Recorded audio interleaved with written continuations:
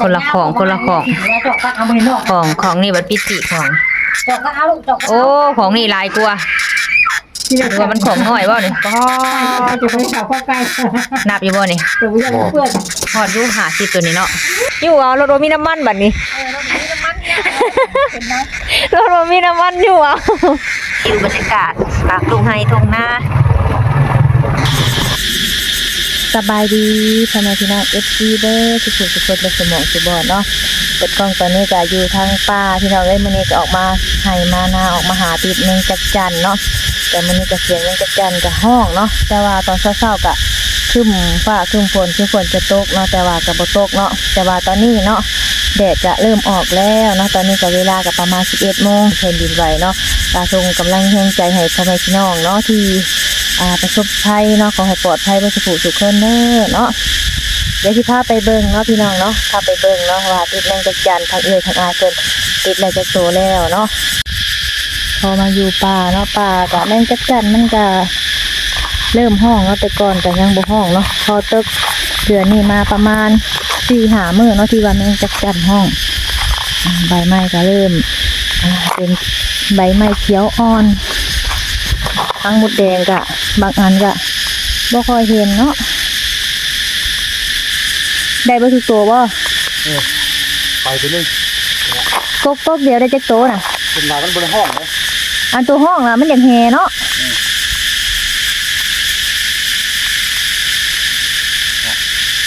2 ตัวนี่สัตว์ตายให้กินมาซักเบิ่งค่ะ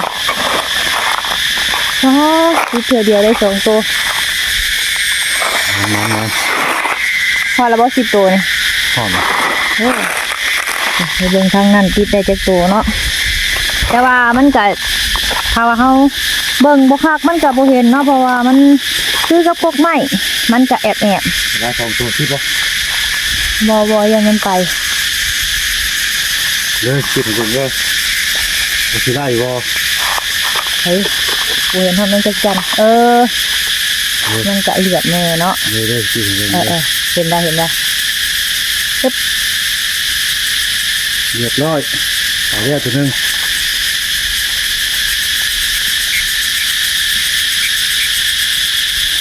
ถ้าว่าใส่ตังลายกระเปืองแล้วนี่เนาะ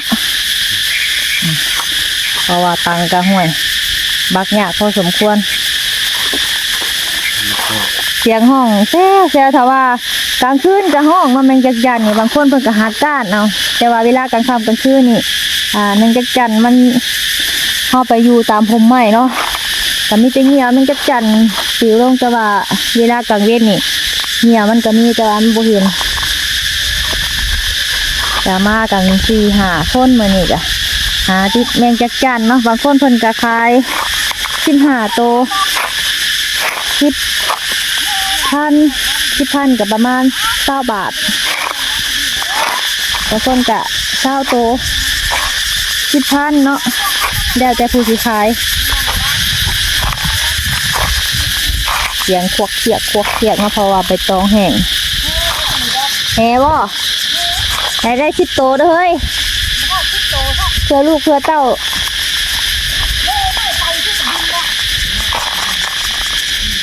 จมกันเนาะว่ามันแห่ว่าซั่นนะบ้านตัวนี้บ้านนะกระปอดอยู่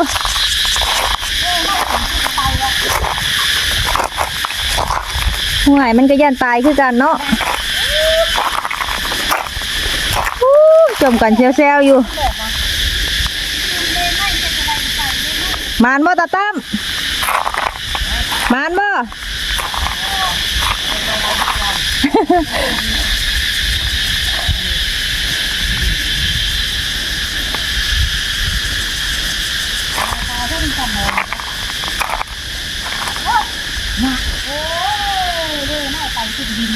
แห่เท่าวะ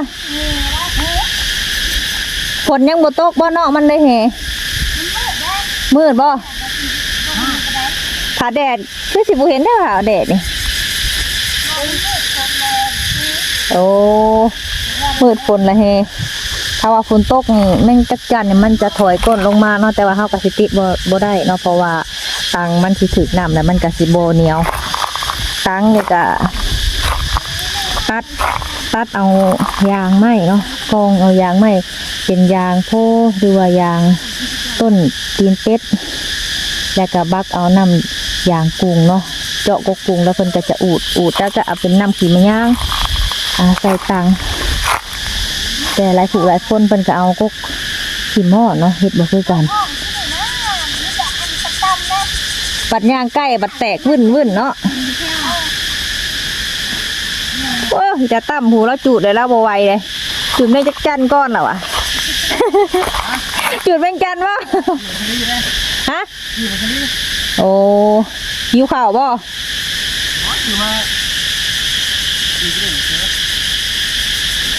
ระวังเด้อระวังไฟไหม้ป่าเด้อไปตองแห้งอยู่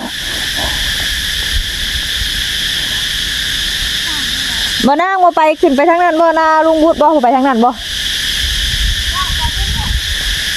คือสิมีไข่มดแดงฉันว่าอยากไปหามดแดงทั้งนั้นเด้ได้ยิบนึงถ้าบานเลาะไปทางนั้นบ่ฮะที่เกี่ยวไปเกี่ยวมาบ่ไปจะเกลือ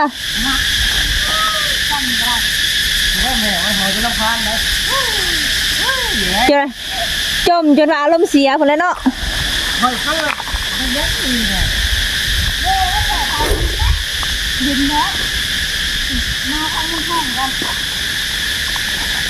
ทอดแล้วบ่ซาวโตประมาณนั้นแหละตอนแรกติดต่ออีกเนาะค้างไว้บัดนี้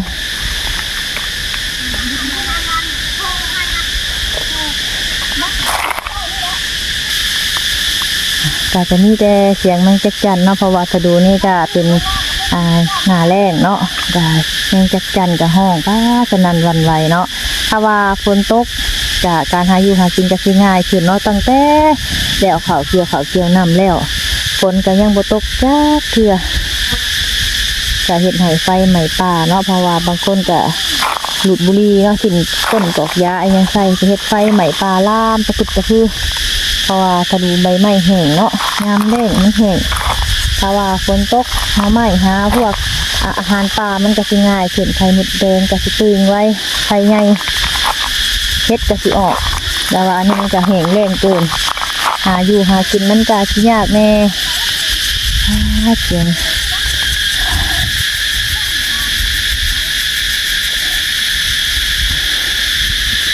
นี่จะเสียงจักจั่นก็เสียงไม่ต้องแห้งเนาะเพราะว่าค่อยๆย่างแต่ว่ามันจะเสียงดังแต่ว่าเมื่อนี้เนาะทางสาวบุญหลายนี่บริจิตมันจักจั่นพี่น้องก็คืออยากกินไข่มดแดงเนาะก็เลยหาไข่มดแดงเนาะแต่ก็ไปน้ำกันเนาะเพราะว่าเขาปลาคือกันแล้วแต่ใครที่หาอันใดเนาะแต่ว่าทั้งสาวบุญหลายมือบ่ค่อยเที่ยงเนาะเวลาติดมันจักจั่นกะมือจะสั่นก็เลยแบบโบถนัดปานใดเนาะแต่ก็มันจะว่าง่ายค่ะบ่ง่ายเนาะก็เลยเอาเป็นหาไข่มดแดงแต่ยังข่อยกระปะรถบักไกลๆบ่แม่นมากินไข่มดแดงเบิดละบ่กู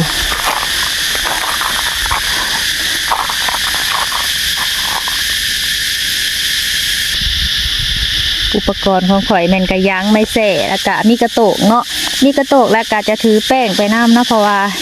ถ้าว่าใส่แป้งไข่แน่นะคะบ่ใส่ป้านมันก็ลืมขึ้นเนาะแต่ว่าอากาศมันก็สิร้อนแน่หลายผู้หลายคนเนาะเวลามดแดงครบนี่ก็เฮ็ดให้เป็นบาดเป็นแผลเปื่อยก็ถือว่ายากเนาะการแห่ไข่มดแดงนี่ก็จักตัวนี่ ว่าไงอ้วนแล้ว สองของโอ้ฮอดได้บ่ฮอดดอก50นี่เนาะ บ่ให้ก็ได้50คงสิบ่ฮอดเปิดเบิ่งตัวนี้ เอาจอกตั้งเอา คนละของ ของนี่บัดปิติของ จอกตั้งเอาลูกจอก โอ้ของนี่หลายกว่าหรือว่ามันของน้อยบ่นี่ก็ จะไปข่าวข้าวไก่ นับอยู่บ่นี่ ตัวยังเพื่อน ฮอดอยู่50ตัวนี้เนาะ ก็เลยดูหน้าทำอะไรเห็นเลย ยังเราก็ดีแท้นี่หุยเขา ขึ้นเลยตอนนี้ว่าคุณไม่ได้เห็นแต่พวกก็ ไปพังเด้อฮะพอโกไม่นะไปพังแม่ไปก้นไปพอแล้ว อาหารเที่ยงอาหารเราเที่ยง เนี่ยขับไปง่าย ตามบัด ไม่ นี้ เรามาจับหัวมาเพ่นี่น้องอยู่แต่ตัวมึง ไข่มดแดงกะพี่น้องเลยไข่มดแดงเนาะพอดีว่าใส่แป้งแล้วมันกะสิยังบ่ทันได้ล่างมันกะสิบอกแน่ทางพ่อก็มาแล้วเนาะมาแต่เฮ็ดหัวสวนมันแต่ว่ามื้อนี้ก็แดดร้อนอบอ้าวเนาะพอตอนเช้าๆผัดปดคิดว่าฝนจะตกเบรกใหม่มาตอนนี้ก็เวลาก็ประมาณ12 โมงจะเข้าบ่ายโมงแล้วเนาะตอนนี้ก็พาดแดดร้อนอบอ้าวเนาะบ่มีลมแบบสักนิดเลยสงัดมื้อนี้อยู่ตะลมตะลางทั้งสามบนหลายกะหากำฮอดมาถึงร้อนอบอ้าวพอสมควรมื้อนี้ก็ข่าวว่าพายุจะเข้าฝนจะตกแต่ว่าบ่ฮู้ว่าสิมาฮอดหรือบ่เนาะบ่ฮู้ว่ามันไปตกทางอื่นหรือว่าจังใดมักม่วงก็บ่ได้ฉีดยาเนาะก็ธรรมชาติมันก็บ่ค่อยจับหล่นเบิดเนาะทางพ่อเพิ่นก็รดน้ำทุกมื้อแต่ไกลคือเก่าเนาะเพราะว่าบ่ได้ฉีดยามันก็จะหล่นแน่แดดฮอดอบอ้าวพอสมควร ป้าแม่อยู่นั่นค่ะ คอยทำยามแรงแล้วพ่อแม่พี่น้องก็สิได้เมื่อเฮือนเมื่อซานเนาะไปหาหน่อไม้เบิดมื้อเลยมื้อนี้หลังจากไปแย่ไข่หมดแดงมาแล้วก็หาหน่อไม้เนาะตอนนี้ก็เวลาก็5 โมงครึ่งจะเข้า6 โมงแรงแล้วเนาะก็สิได้เมื่อเฮือนเมื่อซานก็ได้หน่อไม้กับแมงจักจั่นเมื่อกินเถียงนาเนาะเถียงนาของชาวเป็นลาย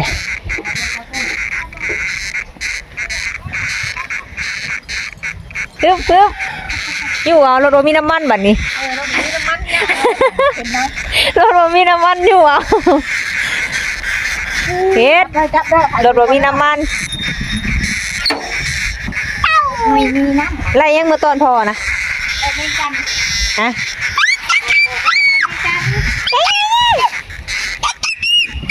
ได้แม่งจัน เสียงยัวเนาะเอามืออ้างคนบัดนี่ เอาแม่งจัน เอาแหละชมวิวยามค่ำเนาะตอนแรกลมว้อยอากาศดีเนาะตอนเช้าร้อนสงัดบ่มีลม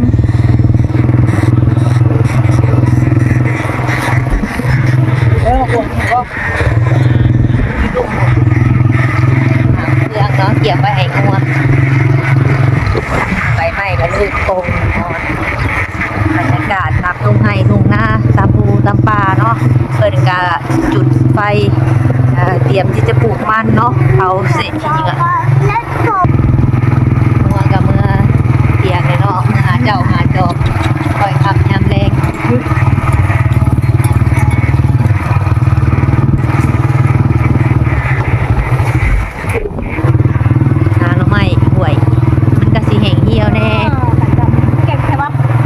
เป็นสวนของแม่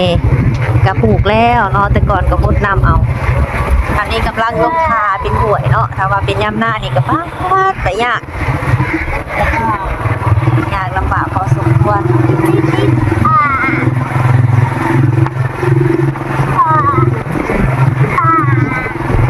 ลงก่อนเนาะเก็บขึ้นได้จอดรถแห้งบูดีจอดรถสิลงแบบยากคนละ50-60เนาะโอ้ยตายโว้ยลุงกันเอาเช้าแล้วมันนั่งบอกว่า60 บาทตีมาได้ป่ะมาที่เขา100 ปลายโลเนาะ150เลยน่าสิฮอดนี่เนาะซ้อนแล้วไข่ผสมปูนกันโดนอัดกระสีลงบ่อยๆตอนนี้จะ6 โมงแล้วทุกคนเลยเบิ่งวิวบรรยากาศตามทุ่งไร่ทุ่งนาคันนาเพิ่นก็ตัดเพราะว่านะโดนปืนไปปืนมาคันนาขาดเพื่อห้อยยันหน้านี่ก็ใช้เวลาปาดหลายพอสมควร